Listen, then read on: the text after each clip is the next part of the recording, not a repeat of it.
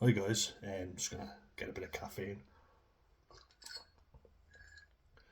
I was talking about the Joker and the Penguin.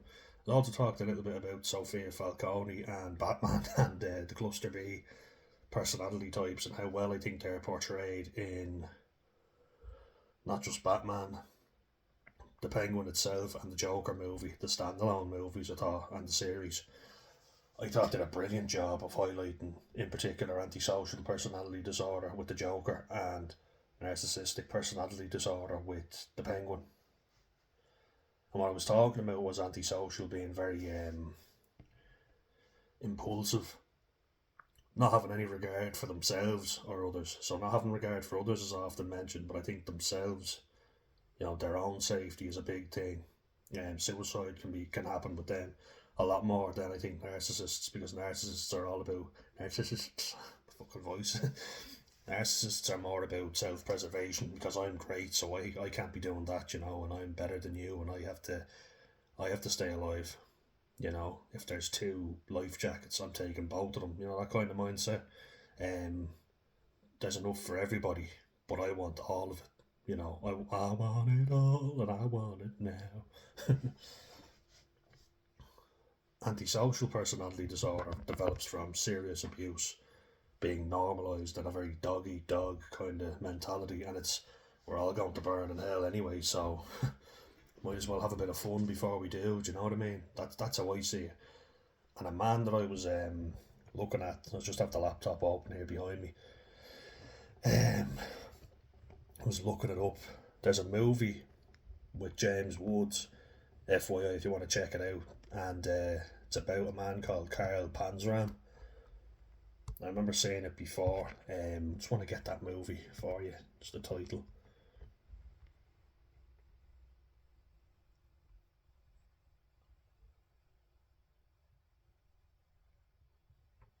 Because it was a really good film.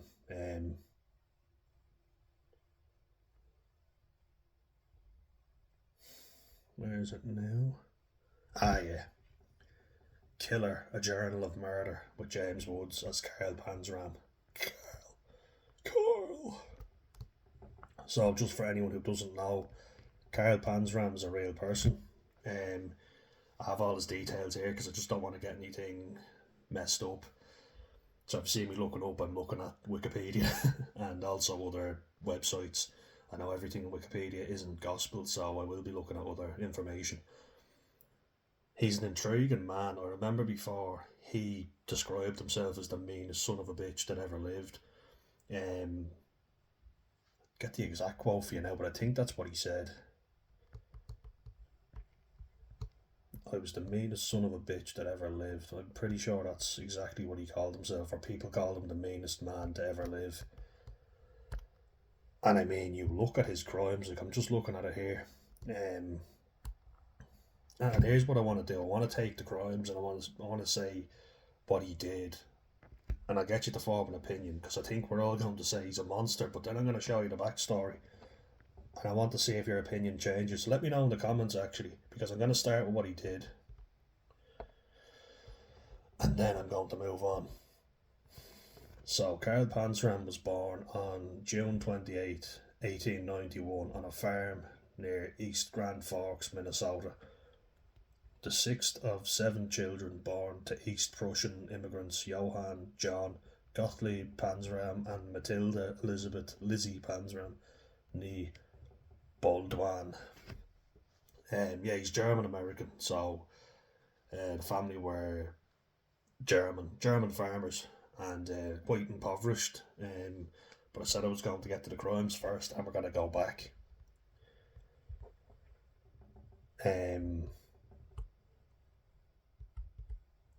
So he was born in 1891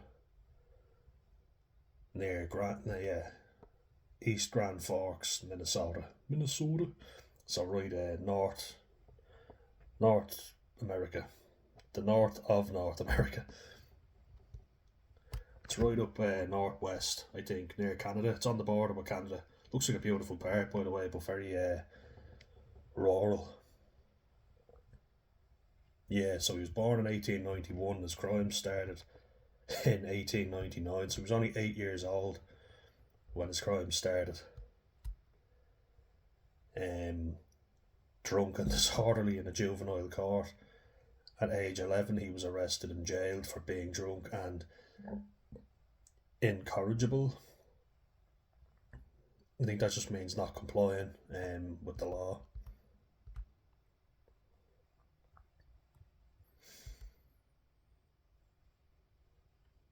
Not long after his second arrest, Panzram stole cakes, apples, and a revolver from a neighbour's home.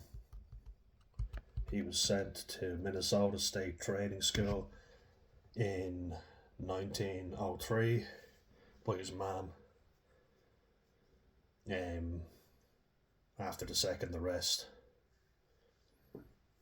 Yeah, I'm not going to say what happened to him there just yet. I'm just going to go through the crimes because I want to, as I say, get your opinions on them.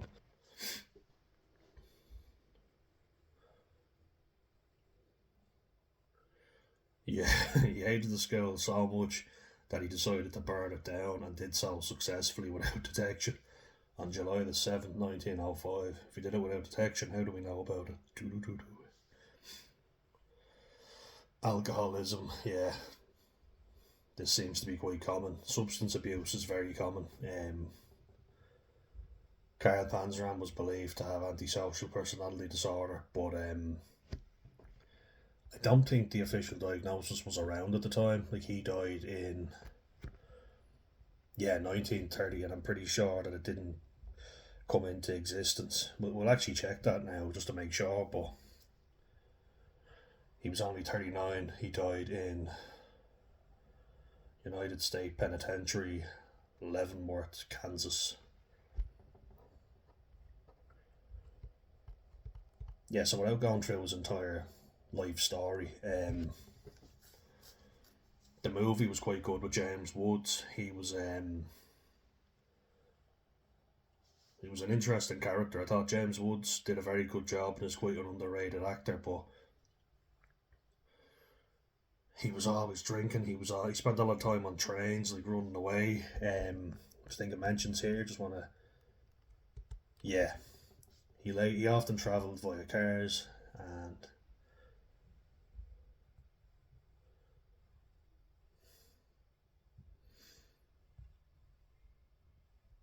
yeah, a lot of his early crimes were burglary and robbery. Arson apparently is quite common with antisocial youths. Can't be diagnosed until you're 18, but there's certainly defiant disorder, which can happen when you're a child. Yeah, after he burned down that school in Minnesota State Training School in 1905, January 1906, he was paroled from Red Wing Training School, where he had been detained after stealing money from his mother's pocketbook. And that's the thing, like, family members even get robbed from because oftentimes they're the abuser. And there's no real loyalty there, it's kind of like, I want money, I want impulse. And Carl Panzram is extremely impulsive, detailed by his alcoholism. Burglary and robbery were the early offences, and then it often seems the case where it's a progression. You know what I mean? It's like testing the waters. Can I get away with this? Oh, this feels good. But now, say the burglaries are starting to bore me. I'm getting bored of this. I progress to murder. And looking at his rep sheet, he's 5 people were confirmed to be killed by Carl Panzram. 21 he confessed to, and he's suspected of killing 100 plus people. Fucking hell. He was imprisoned at 100 jails, 7 prisons. Let's see what they were. Actually, it says we can. So, the prisons that he was convicted in were Clinton Correctional Facility, Leavenworth Federal Prison, US Disciplinary Barracks, United States Penitentiary, Leavenworth, Minnesota State Prison, Montana State Prison, Oregon State Prison, Sing Sing Correctional Facility. And just keep in mind 100 jails he's been to.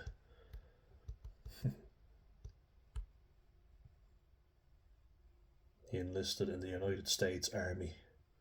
A lot of people with mental health issues, but in particular antisocial personality disorder, because they get to kill without remorse. They don't have remorse, so they make good soldiers in a lot of cases, but the fact that they're very unruly means that they won't follow orders, so like a soldier has to be disciplined.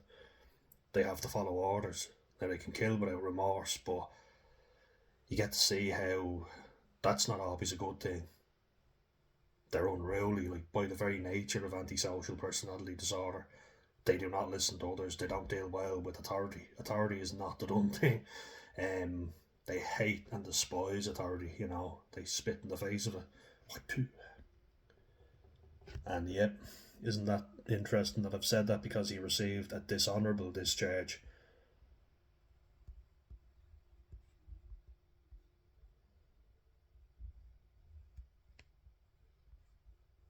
Yeah. Panzram claimed that while he had been a rotten egg before imprisonment at the military penitentiary, any shred of goodness left in him was smashed out during his time at Fort Leavenworth. Yeah. So you see it here. So he enlisted in the army after getting drunk in Helena, Montana. And then he was assigned to the 6th Infantry at Fort William Henry Prison. Fort William Henry Harrison. Not prison. I'm getting used to saying prison so much with him. Refusing to take orders from the officers and being generally insubordinate, he was convicted of larceny for stealing $80 worth of supplies and served a prison sentence in the United States Disciplinary Barracks at Fort Leavenworth, Kansas, between 1908 and 1910. But US Secretary of War William Howard Taft officially approving Panzram's sentence. Yeah, and then he said while he'd been a rotten egg, basically the imprisonment at the military penitentiary, the United States Disciplinary Barracks, any shred of goodness left in him was smashed out well and truly, there was the nail in the coffin essentially. Why I wanted to make a video on Carl Panzram was because people say he's the meanest son of a bitch ever and he was evil and, suspected of killing 100 plus people. I think there's a good argument to be made there. And you look at the crimes that he's committed here, like, he claimed this himself, he was bragging about this. He's abducted, assaulted and strangled a man about a mile out of town and stole $35 from the victim. It goes into detail about his escalating levels of violence. When they say you got a rap sheet as long as your arm, like it's fucking mental. And like you look at some of his crimes, which are horrific. Like he was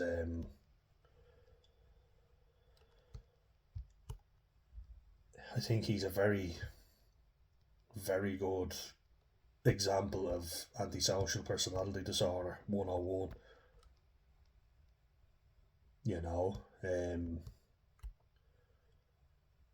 Like I remember hearing that in the movie and I wanted to check if that was real. He was with a security guard, like a screw as they call it, and he actually liked him. But he even said to the fella who was getting kind of comfortable in his company, and he left his baton, the flick bat, on the bench, and turned his back on Panzram, and he says to him, "Never turn your back on me again." And he hands it to him. He says, "It's a dangerous thing to turn your back on me. Never do it again." And he hands him the baton. That was mad. Like, I remember looking at that and thinking, did he really do that? And apparently he did. It's in the autobiography and everything, and the screw who got on well with him, like the prison warden, a prison officer, sorry, he showed sympathy for him in the movie. I thought it was a very good movie, and in the film as well, you see the warden, Kennedy was his name, Irish man, and he calls in Carl Panzram after hearing all the crimes that he's committed. He offers him some sympathy and he gives him a bottle of coke and places it in front of him. And he's like, "Oh, how does that taste?" And he's gasping for it, and he's drinking because he's been abused by prison officers, and he kills one of the prison officers who's been the most abusive.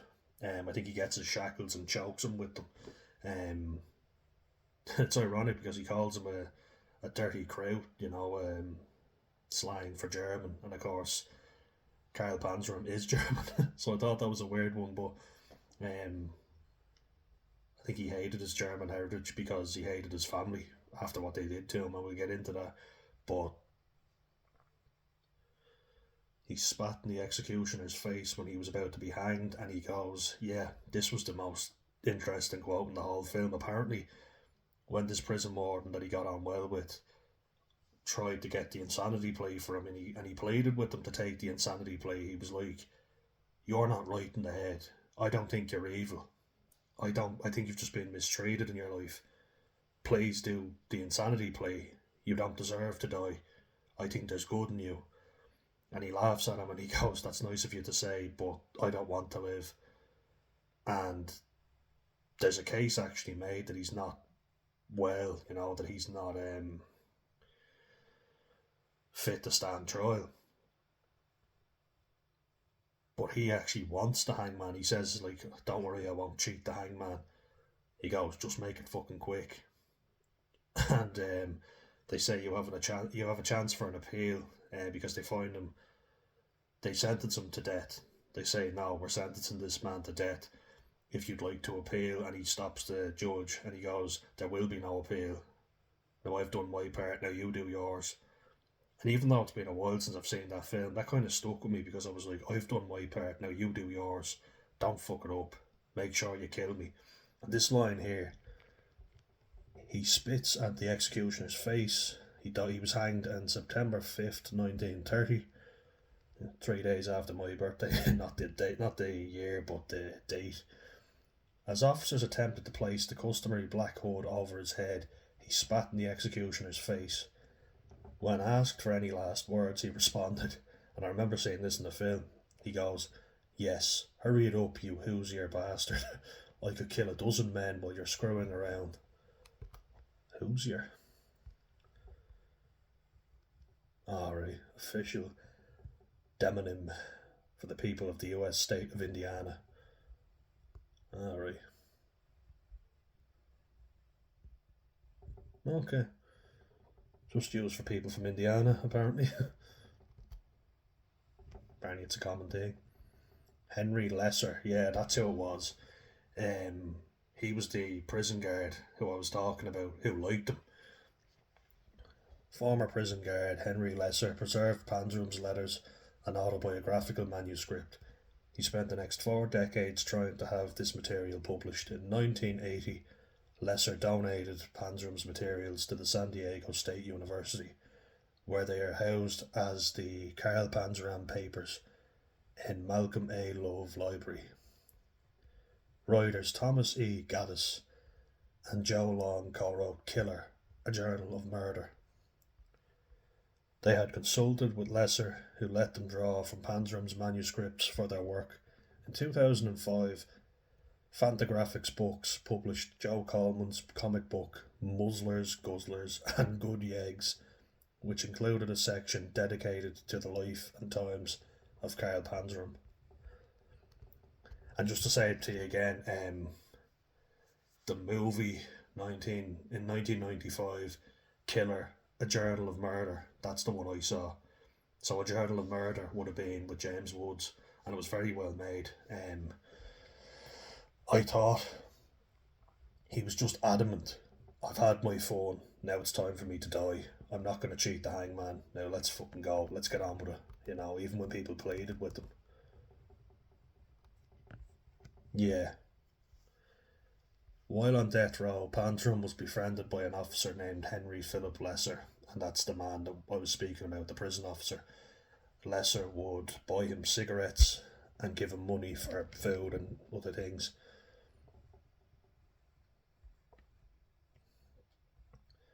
Panzram was so astonished by this act of kindness after Lesser provided him with the writing materials. I remember that in the film. He said, "You can sell it, do whatever you want with it. I just would like some pencils and paper to write my story with." He was like, "Can I write down my story? I will let you do whatever you want with it, you know. You do as you wish with the paper. I don't want to make any money off it. I just like to write my story, and then you can have it. You can do whatever you want with it. That's fine. Could I just have some materials to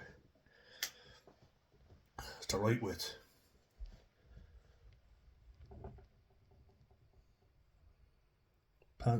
Sorry, I'll just read that again. Panzram was so astonished by Henry Philip Lesser's act of kindness. After Lesser provided him with writing materials, Panzram wrote a detailed summary of his crimes and a nihilistic philosophy while awaiting execution. Panzram explicitly denied having any remorse for any of his actions, and began his journal with the statement that, "In my lifetime I have murdered 21 human beings, I have committed thousands of burglaries, robberies, larcenies, arsons, and I remember this one, last but not least, I have committed sodomy on more than 1,000 male human beings. For all of these things I am not in the least bit sorry. I have no conscience, so that does not worry me. I'm going to hell, basically, and I don't care." Now, they tried to say that he was psychotic. I remember that in the movie. I read up a little bit because this case fascinated me. But he was adamant that he wanted to die. He refused to allow any appeals of his sentence. In response to offers from death penalty opponents and human rights activists to intervene, he wrote, "The only thank you..." So he refused to allow any appeals of his sentence. In response to offers from death penalty opponents and human rights activists to intervene, he wrote, "The only thanks you and your kind will ever get from me for your efforts on my behalf is that I wish you all had one neck and that I had my hands on it." Jesus, imagine saying that. So it's like, "I'd like you all to be at the same neck and I'll choke you to death because you're basically getting in the way of my death. I want to fucking die." Mad, isn't it? And of course, the nihilism is the belief that there is nothing. You know, there's no God, no nothing. So when I said there that he is probably like, "Oh, I'm going to hell," or he doesn't believe in religion, so yeah, he's probably just like, "Fuck this, once I'm dead, I'm dead. I've had enough of this life." That's actually after triggering something in me. Actually made me quite sad watching the film. He screamed at Henry Lesser and he said, "I don't want to live. I want out of this life." He said, "I want out of this body. I want out of this life. I've had my time and now it's time to go."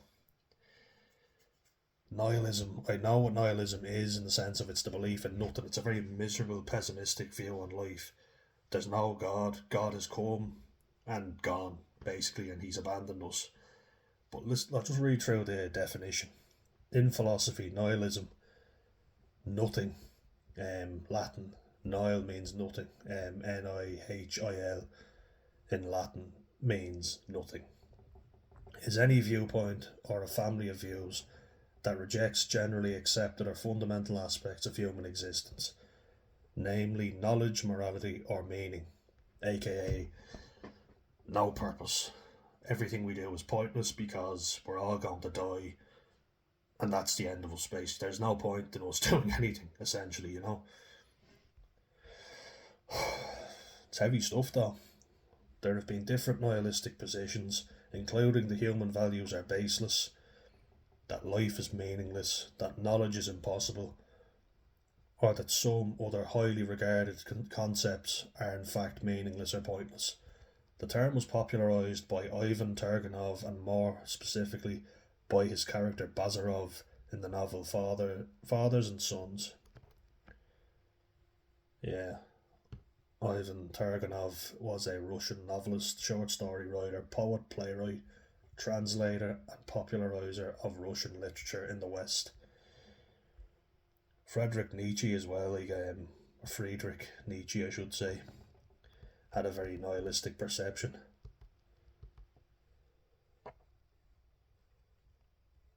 Yeah, so you see here nominalism, skepticism, skeptic meaning is God really real, or questioning everything basically, or philosophical pessimism, as well as possibly out of Christianity itself.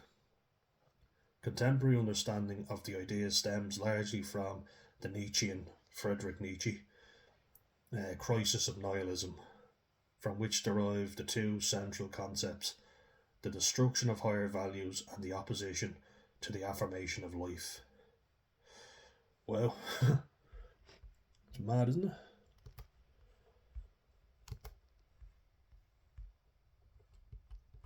And I got that sense in the film as well, and I think that's my whole argument, is that antisocial personality disorder is by its nature extremely pessimistic, and nihilistic. There is no point to life, so why would I be good, Get some water, my throat's getting dry and I'm really getting into this. Yeah, like, it's a very good case study, I think, for antisocial personality disorder. You want to look at anyone, look at Carl Panzram. It's such a good one. It's weird, like, I'm not even going into the movie itself, but I remember watching it now, just looking at his face. It's all triggering the memories in the movie. And, sorry, in the movie, remember I was talking to you about a prison warden called Kennedy. I don't remember the first name. An Irish-American man who shows him some kindness, and he's kind of laughing at him going, and Carl is laughing at Kennedy going, do you know how dangerous I am and how many people I've killed? And he's like, yeah, but I believe in second chances. And the kindness is kind of like, oh, fair enough. And he even goes as far as to let him out for the day. And he's like, if I let you out for the day into the local town, do you promise to come back? And he screams at him. He goes, Carl, are you a man of your word? And then he kind of just laughs and he goes, Carl, are you a man of your word? And he kind of just smirks and goes, yeah, sure. And you can see that he's clearly thinking to himself, I'll run off and I'll escape. And he goes to the library and he meets an attractive young woman there who works in the library, and he comes back and everything goes well, he's all good. So he's allowed to do it again and again. But eventually he decides, fuck this, it's almost like a desire to do bad. People have a desire to do good. It's the opposite. It's a desire to do bad with Carl. And he sees the woman in the library and he wants sex and he rapes her, He just is like, fuck it, I'm going to go for it. It's the impulse. He doesn't think, I'm going to have my privileges taken off me. It's like, nah, fuck this. I've had enough of this peace and all this bullshit. I want chaos.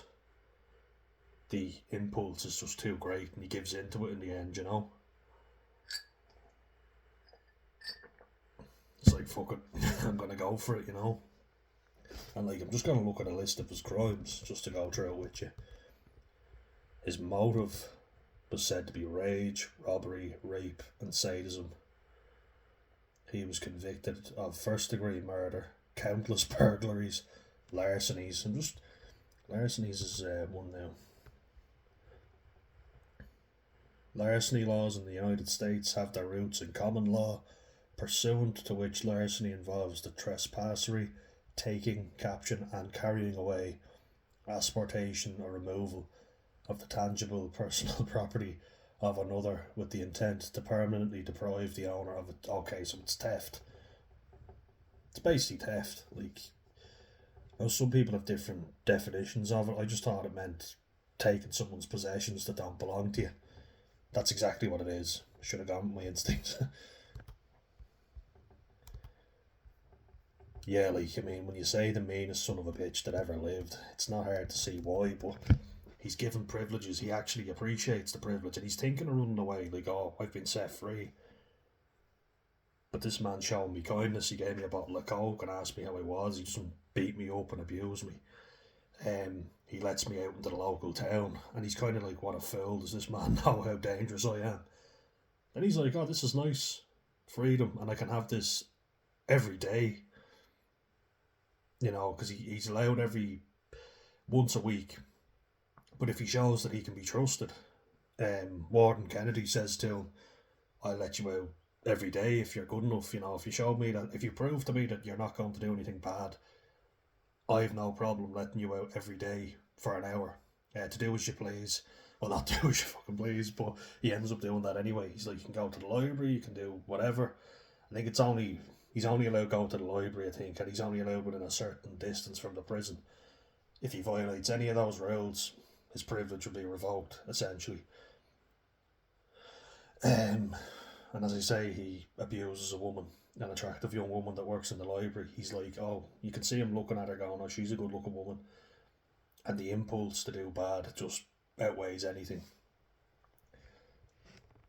Like 100 plus murders, 21 which he confessed to. And like his crimes are, first degree murder, countless burglaries, larcenies, as we talked about, robberies, assaults.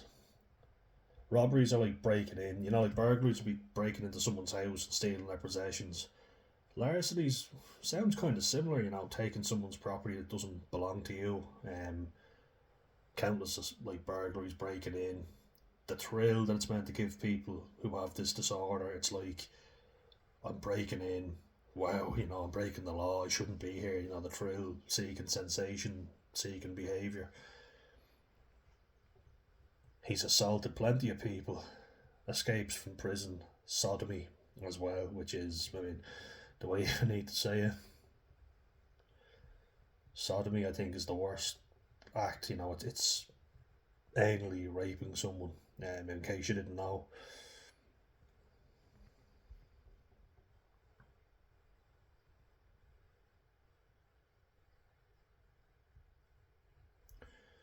It's quite a nasty one, like, isn't it? So he obviously was a very bad man, there's no denying that. And his impulse to do bad just outweighed any goodness in him. So what I want to do now is I want to go back to the beginning. So, like it says it here, he was a serial killer, spree killer. That means one killing after the other. I'm on a spree here. Mass murderer. Geez, all the bad. They're kind of the same though, aren't they? It's like, well, mass murder would mean killing a lot of people at once, at the same time. Serial killer is like you're killing different people at different times. Spree is like one bang, bang, bang. Mass murder is blowing people up and killing loads of them. But he was also a rapist, as we discussed, child molester. So such a heinous crime. You might even say worse than murder. And I certainly would. I think because you're ruining a person's life, and they might go on to do the same to other people because they've been so badly abused. He was an arsonist, so obviously set fire to the reform school that he was sent to. Robber, thief, and burglar. They're not all the same thing, though. I think. But let's have a look.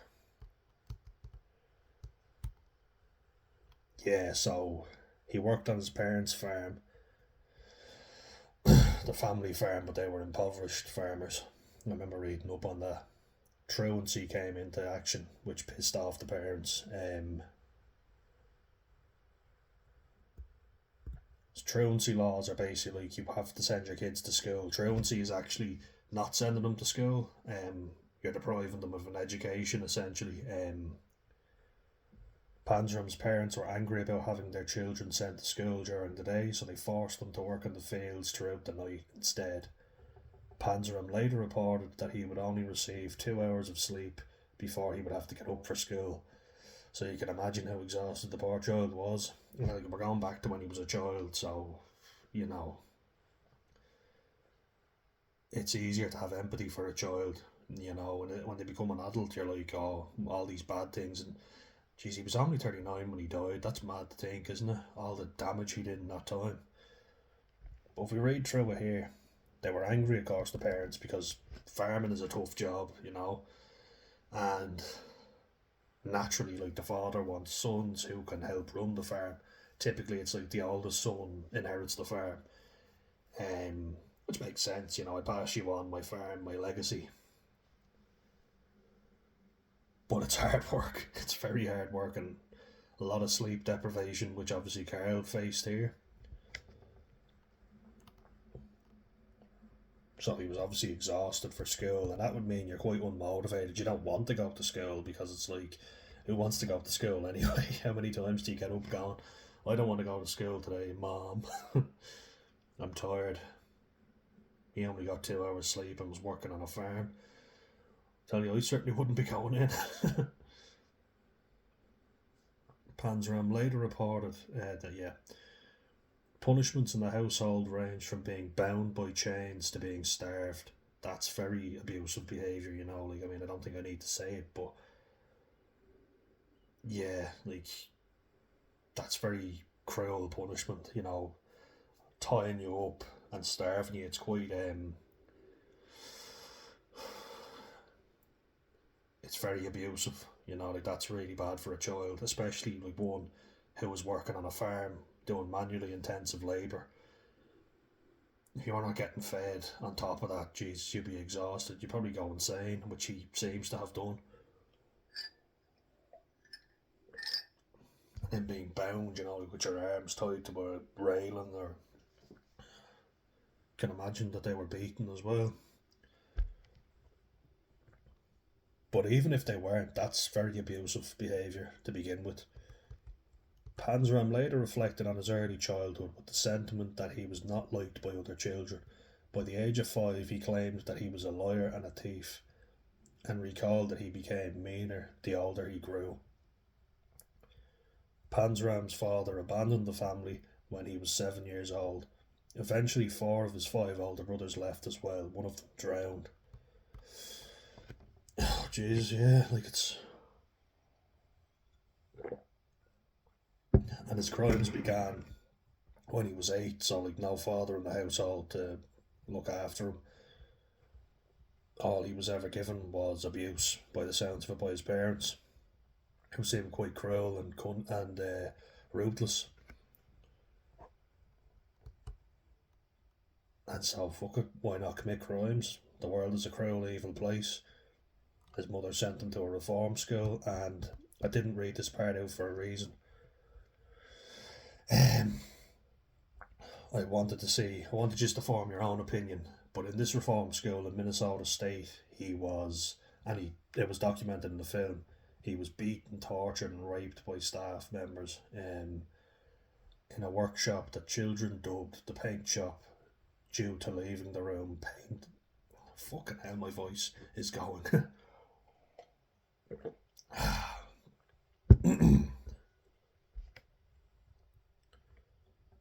Panzram was repeatedly beaten, tortured, and raped by staff members in a workshop that the children dubbed the paint shop because they left the room painted with bruises and blood.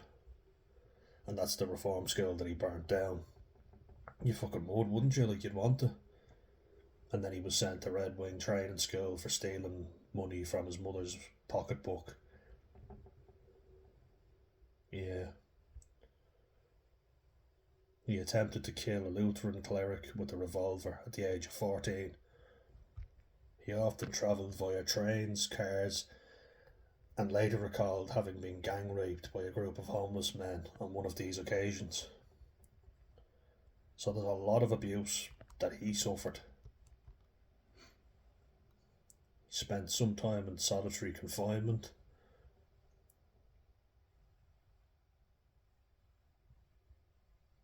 Yeah, he formed a friendship or an alliance with a fellow prisoner called James Benson in Montana State Reform School. They stole guns in Terry, Montana. Terry, Montana. Hey, Tony, Montana. Yeah, they repeatedly broke into stores and burnt down buildings, especially churches, in acts of arson in Fargo, North Dakota. Fargo, fuck yourself. Argo. Then the two men separated. Like I say, friends, but as much as an antisocial person can have friends, their capacity for developing deep, meaningful relationships isn't very good, just FYI. And that's not just me saying that. That's good time. And I turned off the charger literally a second before 5 o'clock hit for daylight savings. Um, yeah, jeez, like, I mean, I think the acts of arson, especially with the churches, is a sign, isn't it? The hypocrisy. Because you imagine at that time his parents would have claimed to be very religious, especially the attack on the Lutheran cleric. German people are mostly Lutheran. Um, that's the main religion in Germany. Think of Martin Luther, who was German. In places like Bavaria, they're Catholic. So yeah, it's it's obvious that he rejects religion, and especially with the nihilistic views that he has. He's very pessimistic, and he hates the world. He hates people. He thinks everyone's evil. He's obviously been very mistreated from an early age, and so fuck it. I may as well just have a bit of fun while I'm here. You know, it's very tragic, but it shows you that people who are very antisocial, the level of abuse that he has suffered. You know, the impulse and the compulsion to commit crimes is just rampant with Carl Panzram.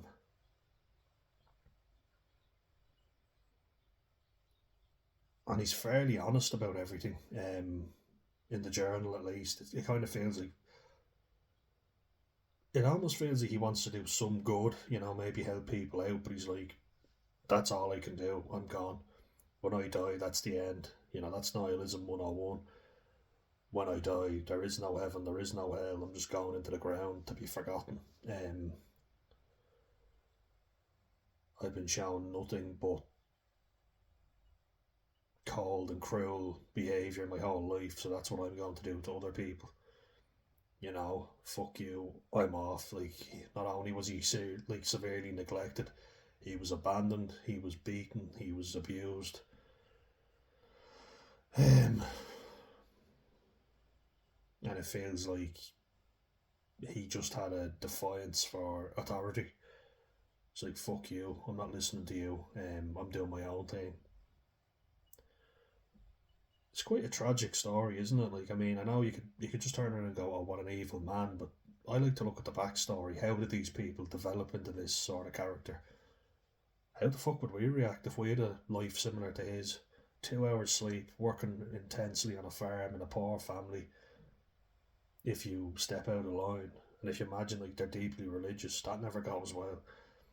Especially in rural America, you hear some of the things that happened. Like, anyone ever see the movie Sybil with Sally Field, where she has DID, dissociative identity disorder, formerly known as multiple personality disorder? Not schizophrenia. People think multiple personalities is schizophrenia. No, schizophrenia is delusions and hallucinations, which are psychosis. So you're hearing things that aren't there, you're seeing things that aren't there. Sometimes even I've heard of people like, this is fucking horrible, like insects crawling under your skin. Oh, I'm getting fucking itchy thinking about that. Both are very seriously misunderstood conditions, and basically it was renamed because it's not a personality disorder, And I think that's where the confusion lay. She was seriously abused by her mother, so she dissociated into loads of different personalities. Like, it's loads all over the place because it's too uncomfortable to be in the present moment. You get that a lot with borderline personality disorder, where there's often a lot of abuse as well. So you dissociate, you don't want to be in reality. So you see the kind of glossed over look in their eyes. I'm not here because it's too painful to be here. She was borderline, I know, ironic, but she was borderline tortured. So it is uncomfortable to be in the present. And it seems like Carl was pretty much tortured as well, but he chose to act out, project evil onto others because that was what was done to him. It's a great movie. It's a really tragic case. I do feel sorry for him. I have to say, as evil as he seemed, can't say that anyone else would turn out differently if that level of evil was done unto them. Do unto others as I have done to you. Well, nothing good was done to this poor man. And sadly, this is not uncommon. People who are abused become abusers. It's definitely an interesting case and one that I just wanted to mention. And I hope you enjoyed it, guys. Let me know your thoughts down below. I'll catch you in the next one.